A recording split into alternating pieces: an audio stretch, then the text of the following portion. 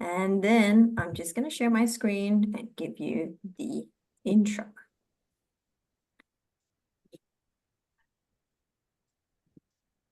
So today we have the pleasure of the great Joe David. And what we're going to hear about today is, of course, fabric adoption roadmap lessons from Napoleon Bonaparte.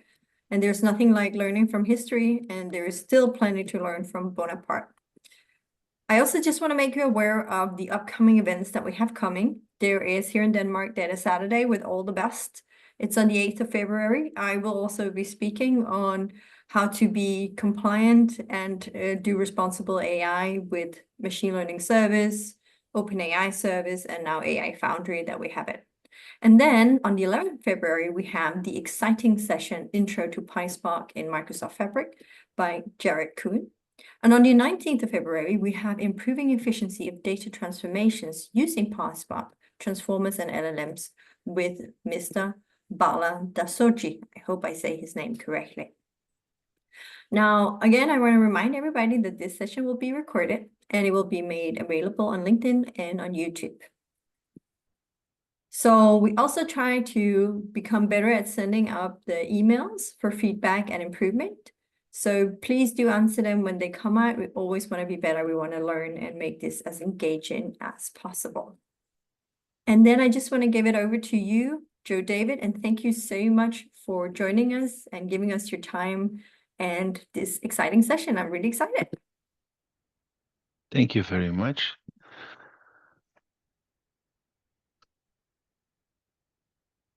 Okay, welcome all to my session about the fabric adoption roadmaps, featuring a success story of Napoleon Bonaparte. I'll start the session by saying that I'll follow the SPQR principle, not for Rome, but session has priority, questions are reserved. So you can ask any question at the end of the session. There's quite of a flow in the entire story, so I'd like to keep that going. That being said, first of all, who am I and who's talking? I've been working with Power BI for the last 5 years at Sparkle. I've done, if it's Power BI related in any way, I've probably done it from development, coaching, training, setting up governance, the entire thing. I don't think I can list them all here. I try to keep my LinkedIn up to date if you ever want to see the entire list. So you can scan the codes and yeah, see there. I'll try to keep it up to date as in the future as well. But outside of work, who am I? Well, I'm history passionate, and I think the session gave that away already. I like games, board games, PC, any type of games. But given that I'm a history nerd, that's probably not a surprise either. And I like painting miniatures, which is the reason what I said. Recently got a 3D printer, and that resulted in my Napoleon from the start. It's 3D printed and hand painted, so I was kind of proud of that one. And I'm a bit of a nerd. So, sorry, I said it a little bit of a nerd. Something seems to be stuck. I'm serious. I'm just mean a little bit of a nerd. Not so little anyway. That being said, so what are my objectives for this session? First, I would like to get the roadmap out there. And given that I'm talking about it, that one's already a success. So that's a good start. I would like to prove that the roadmap is a very good tool to use and that it will help you if you want to implement change in the case for my session, Fabric or Power BI, but it could be used for anything else as well. That it's not a static list of checkboxes, that you need to go over it again and again and make sure that you use the roadmap in a good way, constantly recheck. That people are the cornerstones of your entire change management. Without people, you're not going to make change. I want to let people know my name, which, hey, hello, I'm Joe. And that's done as well. I'm going to talk about history. I want to do that. And given the topic of Napoleon, that's a success as well. So we're 3 out of 4, with 3 out of 7, sorry, that will kind of calm my nerves. I hope it calms your nerves as well. It seriously did mine. So that's already a success for a session, and we're only just starting. So let's see if it will be as big a success for you as it will for me. So the question, how to adopt Fabric or Power BI or any other thing successfully? Well, use this. But this would be quite a short session and not that really that interesting. So let's deep dive a little bit. First, before we can look at Napoleon or any other example, we need to know what is the roadmap and how is it set up? What is it working for? The first thing is you need to write data culture. Basically, any culture, the right way of thinking for whatever you want to do. If you want to be a world famous soccer player, you need to be willing to do that and think with your feet. And the same is here for data culture, for Fabric. You need to think data and not work with your guts, for instance. That will help you here. Next, you need an executive sponsor. What is an executive sponsor? Well, he or she is just someone with enough authority in the company. It doesn't have to be some C-level. It can be someone else, but just someone that can make people listen, that can provide some funds or just arrange a meeting or get people to work with you. So anything, but they need to be there, and you need somebody that can guide it through. Then you need business alignment. And that sounds logical if you say it out loud, but you really need to check it because many times people don't check this one. And that means if all the parts of your business are going different directions, you're going nowhere. You need to go one direction, then you can go fast and hard and make it till the end. The content ownership and management part of the roadmap basically just means what I said there, who does what and who is responsible. Everybody wants to be responsible for the big shiny thing that works, but nobody wants to be responsible for the important thing that nobody will actually see until it breaks. And you need to know who does it. For instance, if you want to set up security, on your reporting, who's going to do that? Is that your BI team that's going to work it, or is it your ICT team that's going to manage the AD groups, or is it Fabric, your infra team that's going to do it? You better make sure that you know who does what, because otherwise you might end up locked out of everything if they all just do something.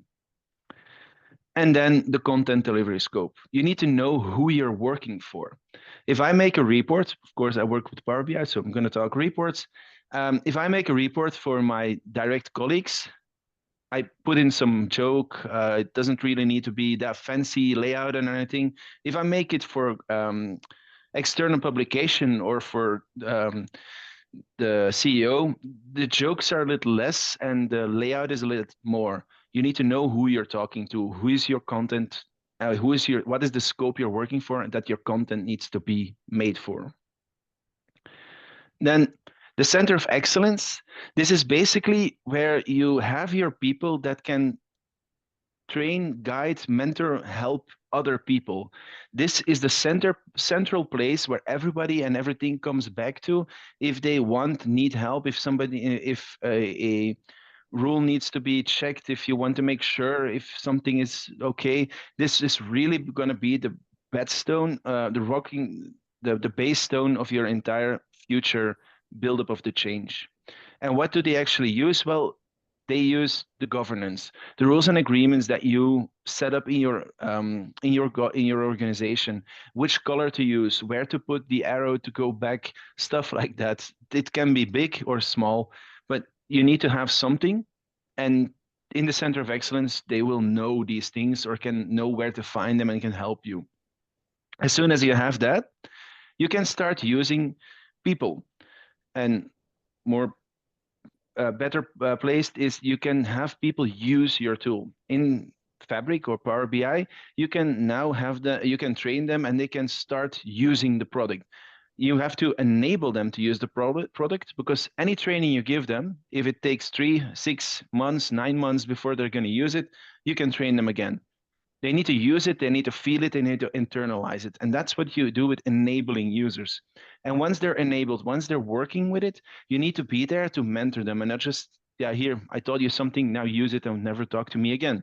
You need to be there and they're going to feel very much emboldened to actually do it and they're going to learn much faster. And once they learn, you can start setting up a community of practice. Those people that you guided, that you trained, that you mentored, that you brought to excellence can now be points of contact for other people, because not everybody feels comfortable talking to those big shots in the center of excellence that know everything about the product that you're working with Fabric, with Power BI. And sometimes you just want to ask, hey, I kind of forgot how you make a date table out of something, and you don't want to go to the center of excellence. It's much easier to talk to someone who's closer to you. And those are the champions. But that's one way of having them. The other way is they will promote your tool. They will promote, they will help, they will say, hey, instead of using Excel, make a report in Power BI. It's gonna be the same, but it will be more reusable. So that's the two ways that the champions will help you, and they will work. And then eventually you have user support. All the people that have questions, that been using it, they ask each other, they ask the champions eventually, perhaps in the center of excellence, and you have one big community that is talking, users everywhere that can help each other. And that will solve a lot of the problems, a lot of the questions before you need more um, experienced people even there. And this will help you. And not only that, once you have that, they will be the change already. One thing we need to be aware of is the day-to-day administration. Because, for instance, in a Power BI premium capacity, at my client, we still have that one. I think many people will perhaps already be at Fabric.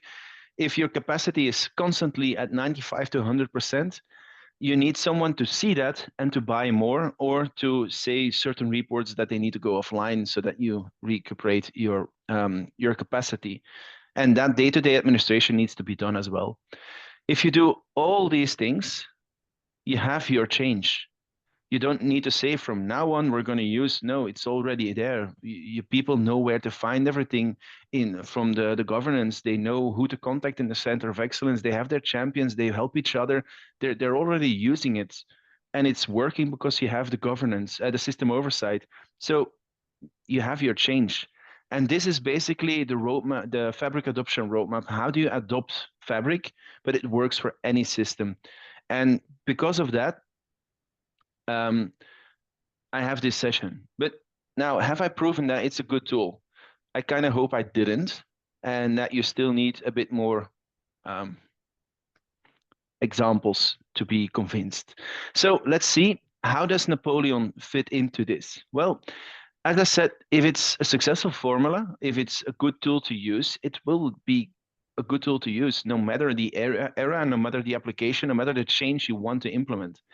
And he is a good example because he implemented it, and it helped him come to rise, and he made errors to it, and that is what caused his failure.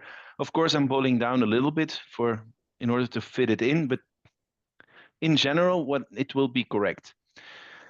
One small remark I must make in this session when I talk about change and using Napoleon as a guide is it's a teacher and not a step-by-step guide. I'm going to point out a few things in this session that you should really not do anymore.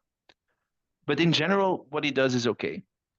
So for those who don't know, who is Napoleon? Well, Napoleon was born in Corsica 1 year after it became French. So technically, he was a French citizen, and he was nobility, which is a funny thing in a few moments.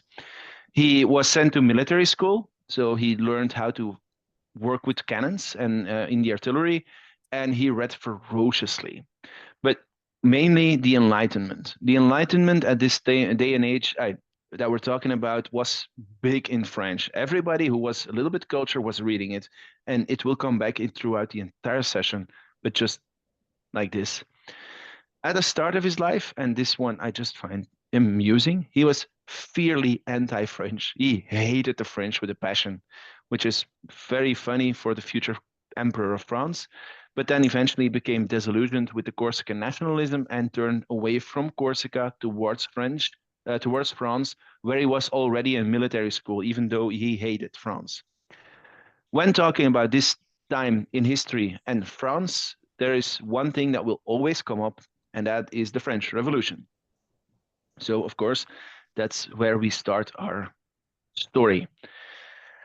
Now, we start with the siege of Toulon, one of the battles that were the French revolutionaries were fighting, and we have Napoleon there, and he learns what not to do. How? Well, he came to visit the siege because he knew somebody there, and they just grabbed him and said, "Hey, you know artillery? We don't have an artillery officer. You can go there and you be bossy there." So suddenly he was in charge of artillery, which means there were no competent officers. There were actually no officers at all. Um, but not only that, even the officers that were there in the rest of the army didn't really know what they're doing, and he organized the artillery himself. That means that there was no business alignment because the business should be aligned on artillery, on cannons, if you're in a siege. Otherwise, you can't, well, destroy the walls. So that was a clear problem with business alignment. He even took it further. He started gathering cannons on his own, going from 10 to 100 cannons without asking even anyone. So the content ownership and management was, yeah, not clearly set. That this should not have been his decision to make. He shouldn't be able to do that, and he shouldn't do that. So this is a real problem. That being said, he he directs 3 attacks on a fortress. The first one, he gets too few soldiers, which is the content delivery scope is set too small, and the attack fails. The second attack is the general, the executive sponsor, flees and just takes the entire army with him because what soldier would stand there? So we don't have an executive sponsor. So yeah, this is really not a good start in our governance, in our adoption roadmap story. Eventually, he does take the fort and then the city, but not because the roadmap was followed. And he learns a lot here. So, what does he learn? Well, he is eventually put in charge of the Italian army and he goes on campaign there. But when he arrives at the army, he finds it, well, not really an army. There was no plan for action, but let's first go. He arrived, which means he was the general and he was the executive sponsor. That one is checked. I always forget to mention that one because it was too obvious, but I should. Then there was no plan for action. And what did he do? Well, very simply, he convinced the officers of his plan. Then the troops were demoralized, and with demoralized troops, you have nothing. He promised them victories, which is oddly enough something that just works when you're talking about an army. The suppliers were gouging prices. The soldiers had to pay for their own food, and so they had to find the food with traders nearby, and they just used them to milk a lot of money that their soldiers weren't even getting paid. So he threatened the contractors. This is one of those moments, I should say. This is not a checklist, but because he was just threatening them that to murder the families, the loved ones, burning everything down and doing much worse things. It worked. I can't say it didn't, but please don't take this one as a good practice for your organization. He secured a loan to pay the soldiers, and he court-martialed 2 officers to discipline, to bring back discipline. This means that one more thing is that the army was lacking weapons, ammunition, uniforms. Basically, if you're an army and you don't have uniforms, weapons, or ammunition, you're just a bunch of dudes on a camp waiting to see if something happens. He solved that by actually making sure they got that. Now that they are fed, they're no longer cold. They have weapons. They have a goal. They have morale. They have drinks. They're finally able to think again about anything else than those basic things, and the data culture comes back. It was always there, but in this case suppressed by, well, food and drinks and cold. Then we have a good start now, but this is not everything. What did he do next is he organized his army into corps, and that took care of the content ownership and management and the content delivery scope all at one. I know I should explain that, so let's look at the core system. Before the core system, if you were general of an army, you marched your army, you devised a plan, you marched an army, you brought them online, and once you deployed them, and once they were all deployed, you could fire. And well, those working in agile know or you know the waterfall technique. This is basically waterfall. If you know that, you can already guess what I'm about to say, but let's rewind anyway. And let's look at the army again. If we take the large army and we just pull it into smaller armies that are much more manageable, and each army could deploy, become online, and fight. And every time a new army, a new corps was ready to fight, they could come online and fight. This is agile working. So that's basically the system he invented. Because of this, he every part of the army, every division now knew what part they were from. They knew how it was organized. They knew who was responsible for what. They knew which part they needed to take care of. So that's why I said that the content delivery scope and the ownership and management were now taken care of, because everybody was now aware of everything that they needed to do and who was responsible, who to talk to. So now we have the start of the roadmap actually set up properly. And let's look at the roadmap, because the data culture and the executive sponsor for the rest of the session is going to be Enlightenment and Napoleon. Those are going to stay there. But we have here that the business alignment was his core officers agreed. So the business was aligned. The core system took care of the organizational part, and then the rest was taken care of by his veterans. And what do I mean by that is they learned how to do this. And every new soldier that was put into the Italian army learned from the veterans. They could ask the veterans. They fought with the veterans. The veterans knew. And those were the center of excellence. Not an official set up system of center of excellence, but it was still there. And of course, you're working in an active war zone, talking about soldiers. User enablement is kind of implied there. So they got a chance to practice what they were taught by the veterans. And if they didn't help each other, they all died together. So this entire thing is actually an accidental perfect setup for the roadmap. And of course, system oversight. You're talking about an army. If you don't know how many weapons you have, how many soldiers you have, where they are, you're just again a bunch of guys somewhere in a field and not an army. So that's always taken care of in an army, or it's not an army. I told you I want to prove that it's not a static list of checkboxes. So which we looked at the army. So now let's take a look at France itself, because that's a different path that Napoleon needed to take. And in France, we have, let's say the internal campaign, because otherwise I couldn't name everything campaign, something for myself. He had many generals with their own ideas, because, well, Napoleon was just General Bonaparte.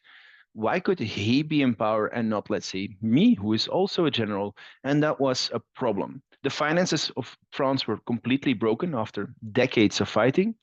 And we have the émigrés, which are aristocrats. Remember, Napoleon was one. And they fled because the French revolutionaries had, for a time, the habit of chopping off heads of aristocrats, and they tended not to like that. So they ran away. They still had a lot of influence, a lot of money, and they were getting a lot of money, mainly from Britain, to stoke unrest and to cause mayhem and havoc everywhere. So they were a problem, even though they actually fled.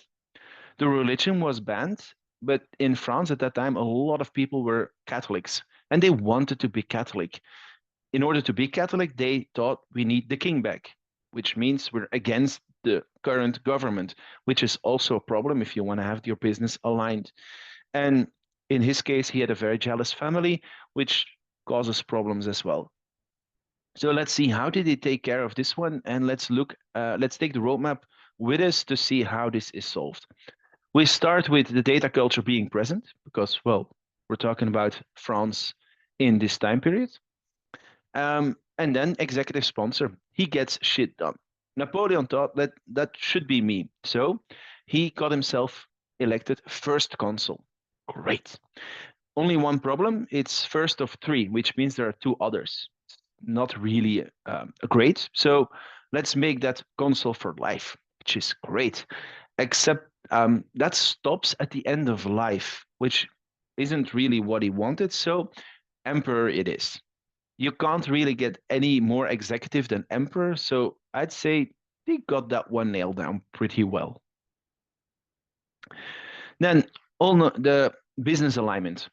How did he solve the business alignment? Well, he gave away kingdoms, he gave away land, titles, money, promotions, and he married them off. This again is one of those checkboxes you shouldn't check in this day and age of just picking someone from your work floor and saying, here, you married that one, and now you're loyal to me. Um, please don't take that away from my session.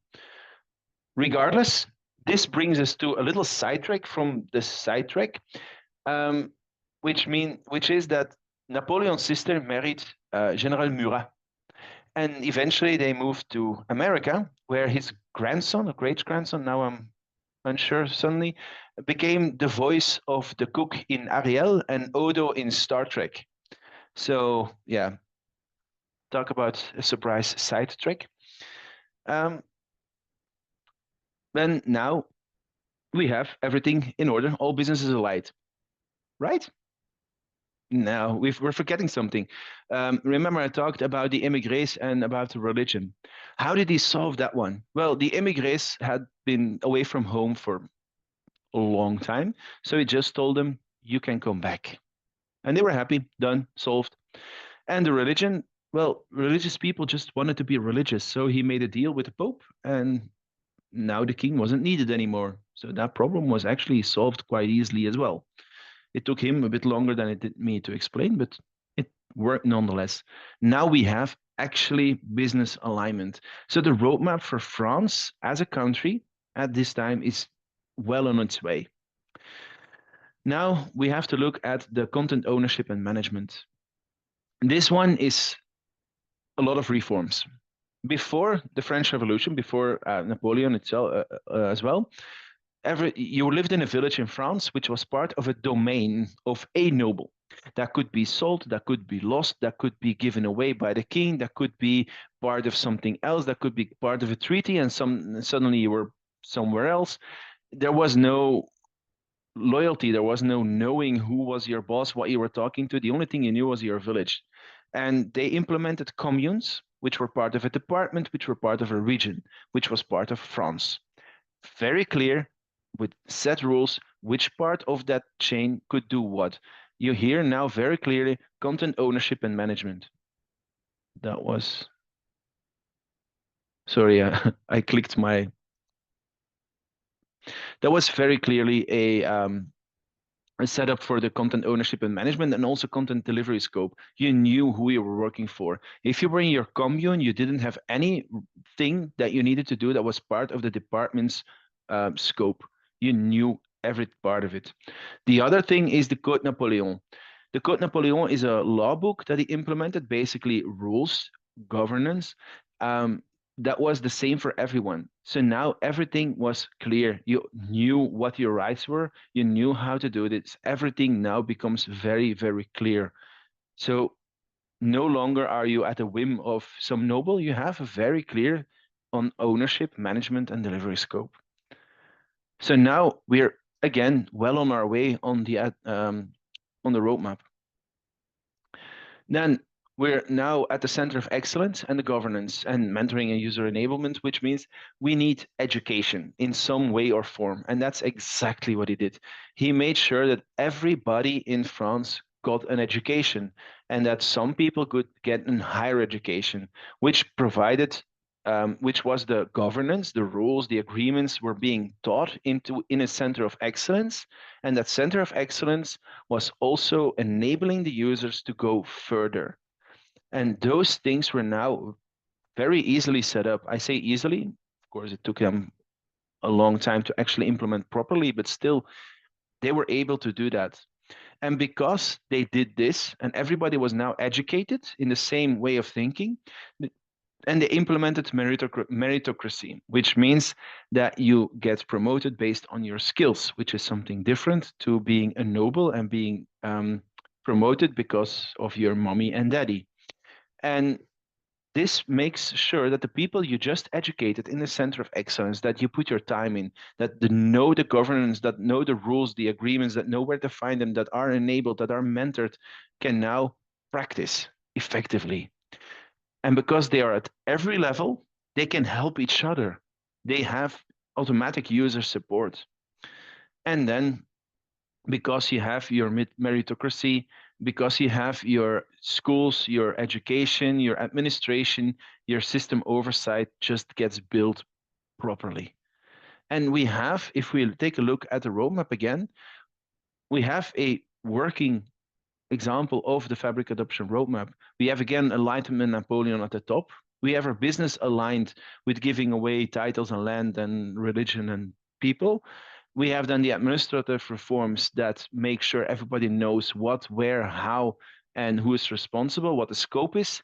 And then the educational reform that makes sure that everybody knows the same rules, can follow them. And the meritocracy that makes sure that users are enabled and can use it, and that it's trickled down into the entire civilization and society. And this is, again, a very nice example of the roadmap. But it's, again, not a static list of checkboxes. We looked at two different examples, the army in France, but there's not only an Italian army, there's also a army in the entire on every front. So he wanted to implement it there as well.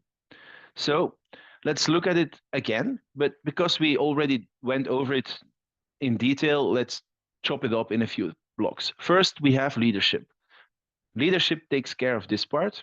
And if you can make sure that's in order for your leadership, you can move on to the next part, which is education.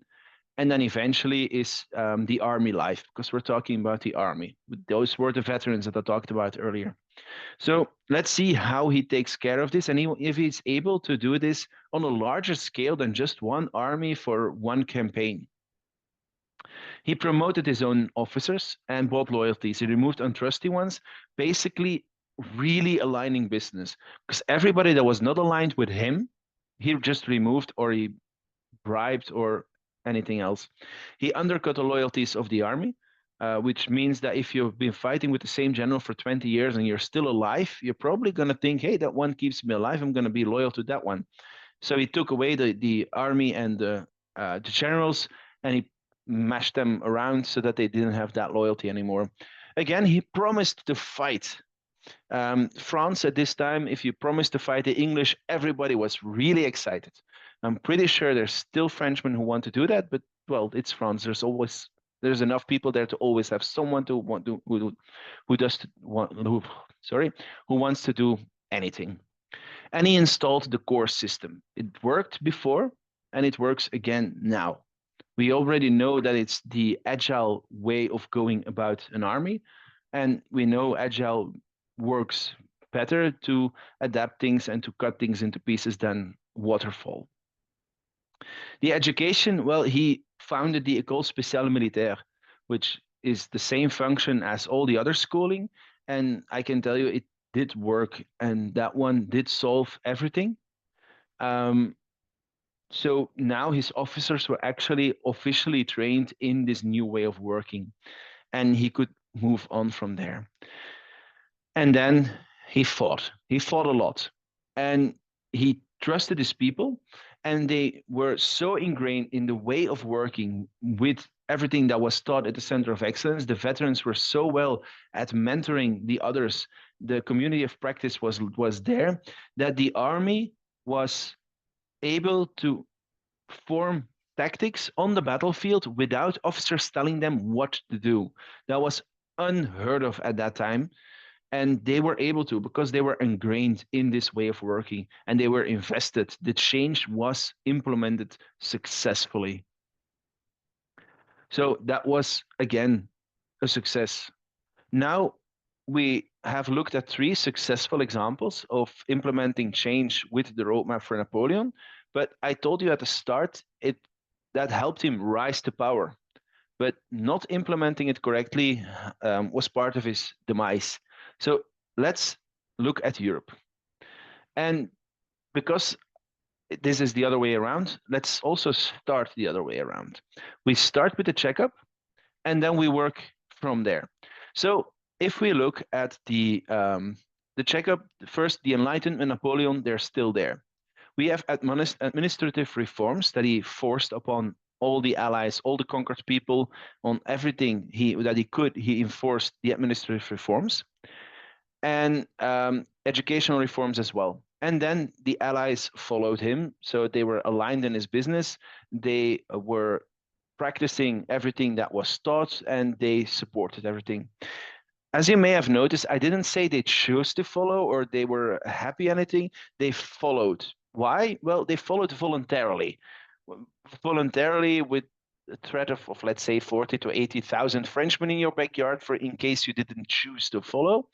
And I presume everybody can see that this might eventually become a problem. But at the moment, it isn't. And it works. He is master of Europe at this moment. In order to see how things went from there, we should look at the European campaigns, which consisted of several wars that were important to Napoleon's demise. But going into all of these would take us a long time. So let's just swipe them away and pick out a few key moments. And these moments are going to show us where he went wrong with following the roadmap. First, the Confederation of the Rhine. The Confederation of the Rhine is the follow-up to the Holy Roman Empire. What was the Holy Roman Empire? For the history buffs, it wasn't holy, it wasn't Roman, it wasn't an empire, but it was a union of states in the German states that banded together in order to defend each other from external threats, like France, for instance. And it was headed by an emperor. Napoleon defeated them, and he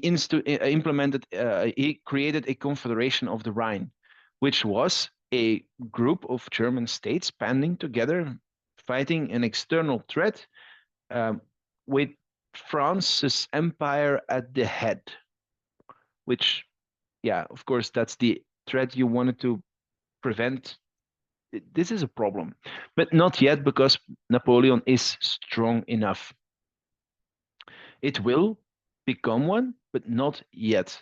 But this is actually, in my opinion, one of the first mistakes he makes. He can't convince the allies, the German states, to actually align themselves. And there lies the first problem. It's not yet one, but it will become one. And then we have the continental system. Let me first explain what that is, and then you'll see a bit better. The continental system was Britain was spending a lot of money, but I mean a lot of money. They were rich beyond anything you could comprehend because they had a vast, vast trading empire over the ocean. And Napoleon just said, you know what? In order to have a trading empire, you need to trade. So we'll just stop trading altogether with Britain. And he made that happen. As you perhaps noticed, there is a small gap in this continental system, and that is Portugal. So Napoleon did what Napoleon does best, and he took a few men and he went from France through Spain into Portugal to ask them very kindly, very friendly, to stop trading with Britain. This went so well that he ended up on a year-long war on the Iberian Peninsula, leaving him with 200,000 soldiers dead. This will become a problem because one of the things I said multiple times when talking about the roadmap for the army was that it was heavily stooled on veterans. Well, here are a few. If you want to learn more about the conflict over there, I highly recommend watching Sharp. Just don't watch it with the kids. But other than that, it's a great way of learning more about this part of the conflict. Then the next part of the continental system was Russia, because Russia was part of the continental system, as you saw on the map before. But then they decided not to do that anymore and just trade with Britain. So France, Napoleon went in there to ask them, please stop trading. And this went as well as it did on the other side of the map. And here he lost, let's say, about 500,000 soldiers. The same remark here, if you're stood on veterans, this becomes a problem. So now you see a lot of his sway over the Allies is falling. And this really becomes clear in Waterloo, where the Allies, the German Allies, turn against him. Prussia, for instance, is famously one of the parties at Waterloo. And at Waterloo, he loses. If you don't trust me, for saying that, just ask Abba. One of the things that I should mention here is that the main historian on the topic, one of the historians on the topic of Napoleon, said that the absence of the most capable of his marshals made sure that he lost the battle 48 hours before it began. Why am I saying that? Because those are key people in key positions. Even with a great army, key people could make and did make the difference. So, what was the end result? Well, after Waterloo, Napoleon gets booted. And if we now check our roadmap again, we have the starting roadmap, and then we have the continental system, the wars in Russia and Iberia, and the Battle of Waterloo. And the end result is that we don't no longer have soldiers to keep the Allies in check, the German Allies. We don't have no longer have Napoleon as an executive sponsor. And although our roadmap was perfect, it certainly isn't anymore. And we don't live I'm from Belgium, we don't live in a French empire. And well, here you see why the roadmap was no longer working. It was no longer followed. So we went over 4 examples. Let's put those examples next to each other. First, we had the Italian army, which was a success, but it was limited in time, limited in scope, limited in people. But it was a success nonetheless. Then we were talking about his adoption in France, which was a complete success.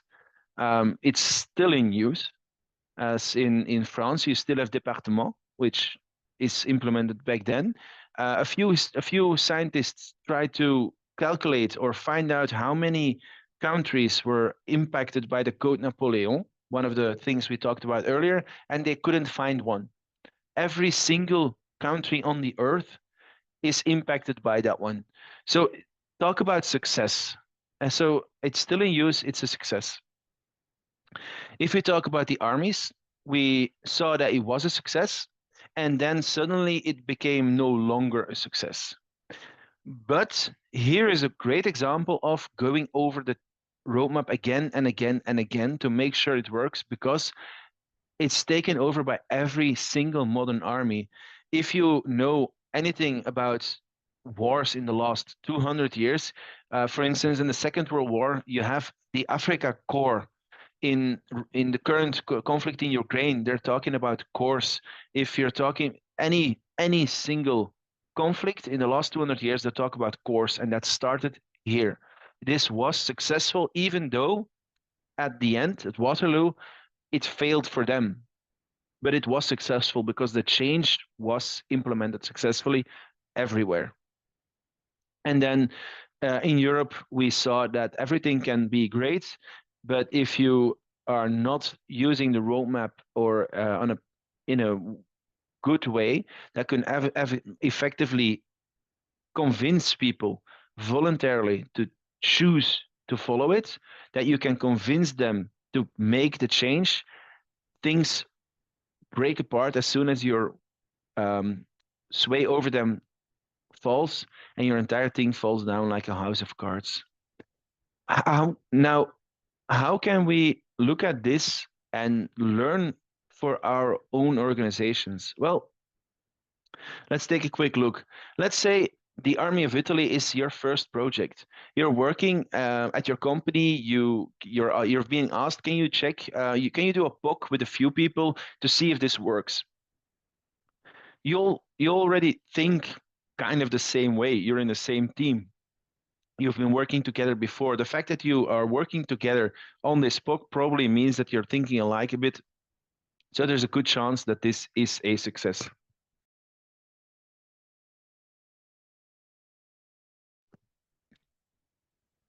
Then if you look at France, this could be a team or department. You're still all aligned a little bit. If you work in finance, your department is finance. Those are finance people. Even though you're not working with them on a daily basis, you might not agree with them all the time, but they're still thinking in the same way as you are. If you work in IT, the same thing. If you work whatever, you are still thinking the same way. The same with France. They were all French. This was easy. It was much more difficult because it was a larger scale. And so is the department based compared to your first project, but it can still quite easily work.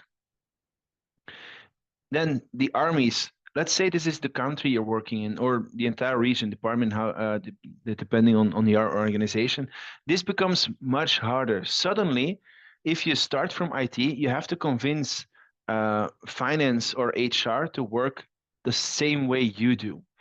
And this becomes a lot harder. Napoleon tried to force his way through, and that didn't work because it doesn't. And what is the thing that really undermined this change at this point, besides that, is people leaving or being laid off. I honestly hope that none of your organizations are going to lose, let's say, 500,000 people to some death. But just in case, that's one way of having it. But just enough people, if a critical mass of people are leaving or laid off, your entire change that you've been working on can be compromised and just fall away and fall apart. So that's something to really take care about and take into account when things are happening, that you need to be able to keep your change going with enough people. Otherwise, it's going to fall apart.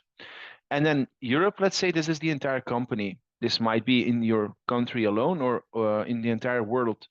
And what is here a problem? Of course, not all countries think the same. Not all, even if you're working not only on countries, but if EMEA is not the same as America or as Oceania. So you need to be aware of how the differences there play along. This is basically the same remark as earlier, but on a much larger scale. If you can't convince them to join out of their own accord, it's probably not going to work. But if you can convince them, we saw something else that can go wrong. If key positions leave, you can have your entire change management fall apart because those people are the glue, especially if it's not yet fully implemented. As soon as it's completely ingrained in your company organization, people are just using it, doesn't really matter. It matters less. But as long as you're implementing it, as you're still working towards the change, key positions like the marshals for Napoleon, but just the CIO, for instance, leaving and the entire project can fall apart. So that's something that could really be a detriment here. Why do I say these things? Well, it's good to know what works and how you need to do it and that you can implement the roadmap, but also a few things that you really need to take care of and need to be aware of that are not exactly on the roadmap because, well, they don't mention at Microsoft, hey, watch out for leaving, uh, firing too many people. But it's something that you should be aware of. Now, looking at the roadmap and my objectives.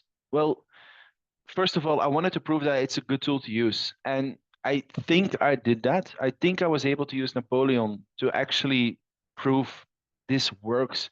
Even if you go back 200 years in a time to a time before IT, in a completely different setting, and the roadmap still works because it's a good tool. And I hope I was able to prove that it's not a static list of checkboxes. That, for instance, the army is the best example. It works, it failed, it works because it's not static. And that people, both the people on the ground, because we're talking about armies, or your officers, your C-level executives, they matter in the change. You need to be able to have them there. And then um, for me, I think the session objectives are met. I hope you agree. If you want more information about the roadmap or about Napoleon, you can find it here. And if there are questions, I gladly take them. And if there is interest, I have a few extra slides I can do, but only if there's interest or time left.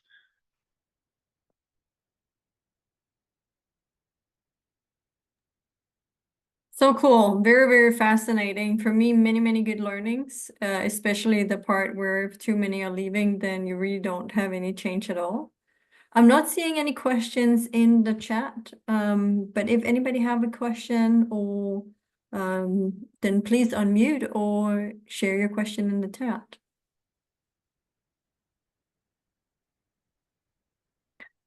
And since we do have 7 minutes, and I see now one new message here. A big thank you here for Shihao for a intriguing way of sharing the roadmap and what would work and not. Also find it very intriguing.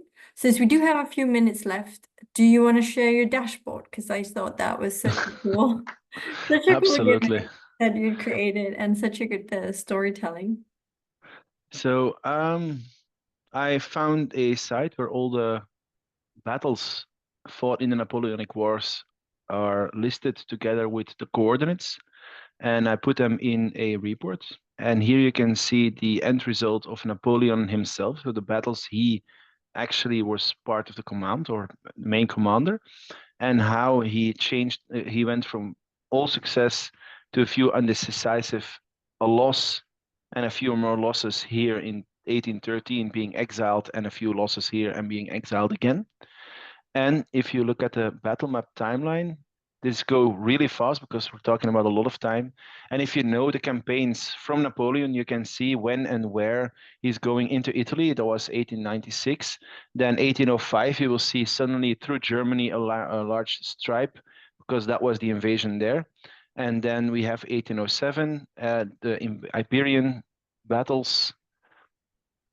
And then suddenly here, 1813, 14, we go into France for the final battles. Very cool. And how did you first start thinking of this? When did you first see the pattern of how he had been organizing and governing and strategizing? And then Actually, I don't know. I usually have a lot of strange connections in my head. That's also why I have a blog about how to organize your Power BI, the Power BI in your organization according to Lord of the Rings, because it made sense. Yeah, sorry. I wish there was a more brilliant explanation, but I just have strange connections in my head. All right. Well, I think it's very interesting you saw that pattern. I think, I mean, even if it's not just roadmaps for Fabric, I can see how his strategic approach to leadership is in many ways very relevant even today.